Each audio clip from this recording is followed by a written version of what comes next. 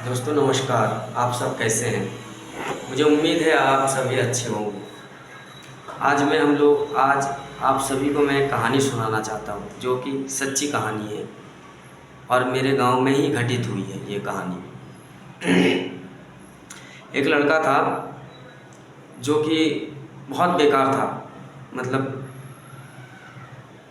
दारू भी पीता था और समझ लीजिए लफंगा टाइप लड़का था वो। तो वो तीन भाई थे वो लोग, और उनके पिता की उम्र लगभग लगभग होगी 55 से 60 के बीच, 55-60 के बीच होगी उनके पिता की उम्र।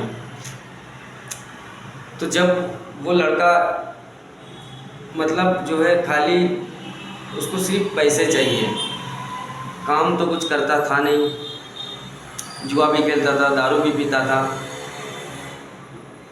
मतलब समझ लीजिए एक तरीके से बेकार बेकार लड़का था वो। तो एक दिन जब वो उसको पैसा कम पड़ने लगा, उसको पैसे की ज़रूरत थी, वो कमाता तो था नहीं। तो पैसे उसको कहाँ से मिलेगा? तो उन लोगों का जायदाद मतलब बहुत है। तो एक दिन अपने पिता से उन्होंने कहा कि पिताजी, मेरे हिस्से का जो ज़मीन जायदाद है वो आप मेरे नाम पे कर दीजिए, वो मुझे बंटवारा कर दीजिए। किसी ने नहीं कहा, बस उसी ने कहा, किसी और भाई ने नहीं कहा, सिर्फ उसी ने कहा। तो पिताजी को मालूम था कि अगर हम इसको बंटवारा कर देंगे, इसके नाम पे कर देंगे तो ये बेच के खा जाएगा। पिताजी को मालूम था, और कोई भी पिता ये नहीं चाहेगा जीते जी कि मेरे होते हुए मेरे बच्चे मेरे बच्चे को कोई रहने का जगह ना हो, घर ना हो। हालांकि ये उसी के हिस्से का है, लेकिन कोई भी पिता ये नहीं चाहेगा कि ज़मीन जायदाद लेकर वो बेच के दारू पिए या मौज मस्ती करे। कोई भी पिता नहीं चाहता है ये। हर पिता चाहता है मेरे बच्चे कामयाब हो, और कामयाबी के लिए अगर उसको ज़मीन भी बेचना पड़े तो बेच दे, कोई दिक्कत नहीं। लेकिन कोई भी पिता माता ये नहीं चाहता है कभी कि मेरे बच्चे ज़मीन जायदाद बेच के अपना, जिसको कहते हैं ऐश करें। कोई भी माँ बाप नहीं चाहता है। तो एक दिन इसी तरीके से तो वो पिताजी से कहने लगे ज़बरदस्ती कि मेरे ज़मीन मेरे नाम पे कर दीजिए। तो पिताजी ने कहा, बेटा अभी नहीं, समय होगा तो मैं खुद ही कर दूंगा, और मेरे मरने के बाद तो तुम तीनों को तो बराबर मिल ही जाएगा, इसमें कोई शक नहीं है। तो लड़के ने कहा, जी नहीं, मुझे अभी चाहिए, क्योंकि उनको तो बेच के उड़ाना है। तो पिता नहीं माने। तो अचानक एक दिन पिता के पास आया और कहने लगा कि आप मेरी ज़मीन जायदाद देंगे कि नहीं? तो उन्होंने कहा, बेटा समय होगा तो दे देंगे। तो वो ज़बरदस्ती अपने पिता की अलमारी में गया। अलमारी में जाके अपने पिता जो भी कागज़ात थे, ज़मीन जायदाद की जो भी कागज़ात थे, तो वो सब इकट्ठा करके एक फ़ाइल में लेके वो निकल पड़ा।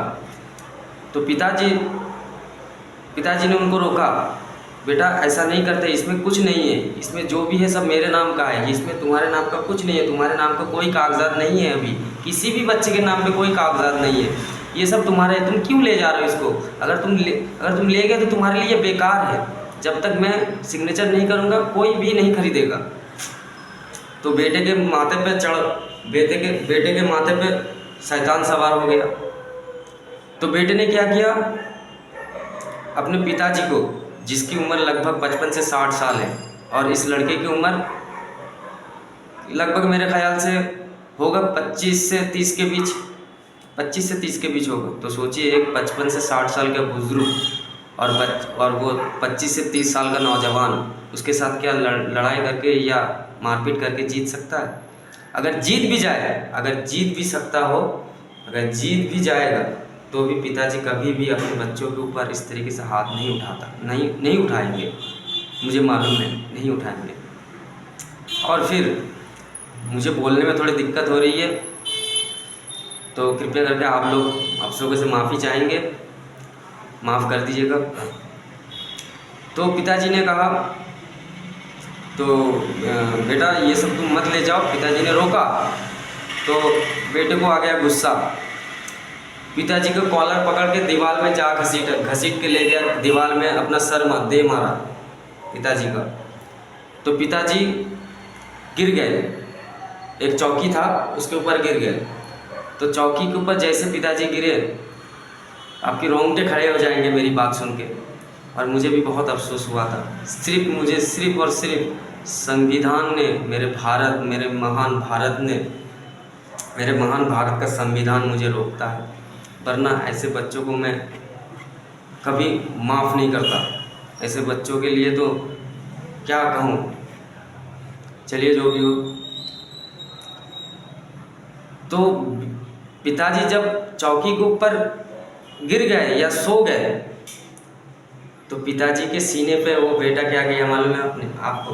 पिताजी के सीने पे बैठ के वो बेटे अपने बाप के गले को दबाए रखा, तब तक दबाए रखा जब तक वो बुजुर्ग या उसके पिता जब तक मर नहीं गए। उसके पिता मर गए और फिर वो खड़े होके, मतलब शैतान के जैसे, जो शैतानी हंसी जिसको कहा जाता है, वो शैतानी हंसी वो हंस रहा था। ऐसा लग रहा था कि उसके ऊपर कोई शैतान सवार हो गया हो। तो पुलिस वाले आए, उनको पकड़ के जब ले जा रहा था तब भी वो मुस्कुराते हुए जा रहा था। पता नहीं मुझे ऐसा क्यों लग रहा है कि समाज आज कहाँ है, समाज कितना गिर गया है समाज आज। समाज के कुछ बच्चे इतने गिर गए हैं, माँ बाप के बारे में कुछ नहीं सोचते हैं कि ये माँ बाप जिसके ऊपर आप हाथ उठाते हैं, आपको मालूम है वो माँ बाप या पिता हम लोगों को कितने मेहनत से, कितने परेशानियों में रहकर भी हम लोगों को पाल पोस के बड़ा किया है।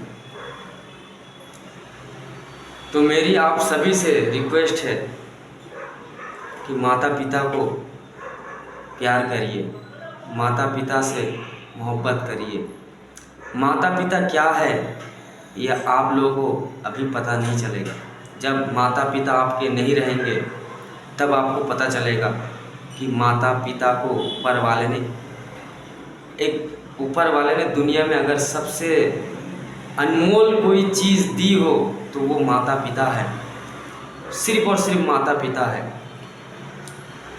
माता पिता से प्यार करिए, माता पिता के साथ समय बिताइए, माता पिता के साथ उनको इतनी खुशियाँ दीजिए कि माता पिता मन में ये कहे कि ये ऐसा बच्चा मुझे है, ऊपर वाले है भगवान, ऐसे बच्चे मुझे हर जन्म में मिले।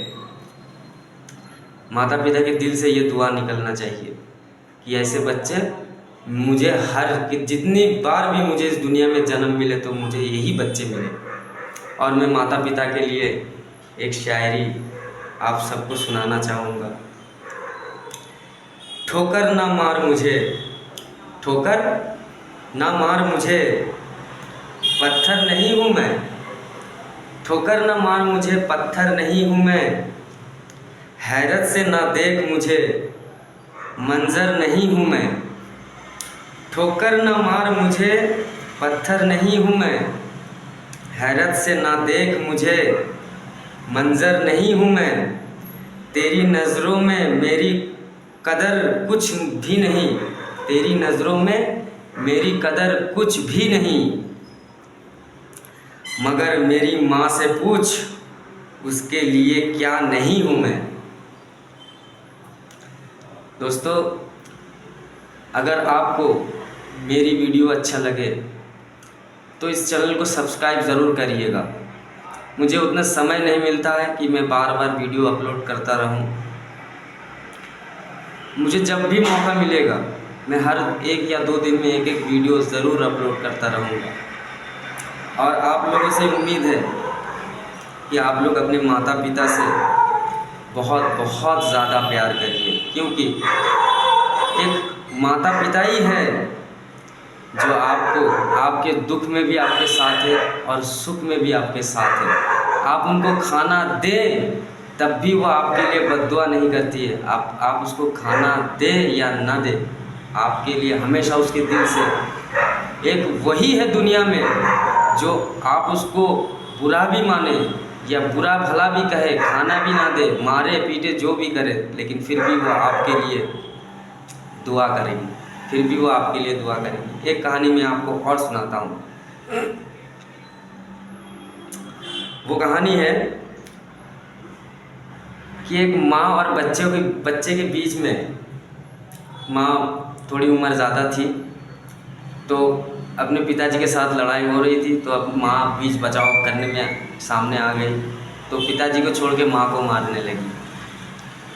तो माँ को जैसे मारने लगी दोस्तों, तो माँ थोड़ी सी ज़्यादा सहन नहीं कर पाई, माता है, तो वो बेहोश हो गई। तो बेहोश होने के बाद जो गांव वाले हैं, गांव वाले ने पुलिस को खबर किया, पुलिस को इन्फॉर्म की। तो पुलिस को इन्फॉर्म करने के बाद पुलिस आई और उस बच्चे को, उस लड़के को पुलिस गिरफ़्तार करके ले गई। गिरफ़्तार करके ले जाने के बाद 2-4-5 घंटे बाद जब उनकी माँ को होश आया, जो बेहोश थी, जब उनको होश आया तो अपने बच्चे को ढूंढ रही थी।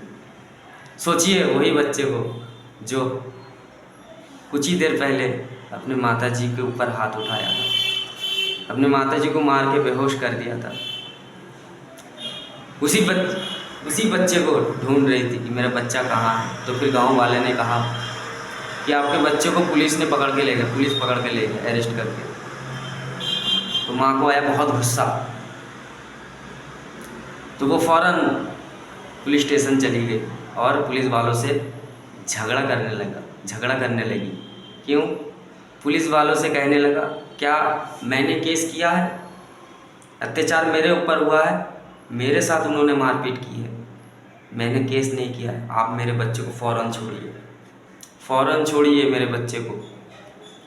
और उसके बाद पुलिस वाले भी हैरत हो गए, हैरत से देखने लगे माँ को। और पुलिस वाले यही सोच रहे थे मन में कि देखो, माँ यही हो, इसी को माँ कहते हैं।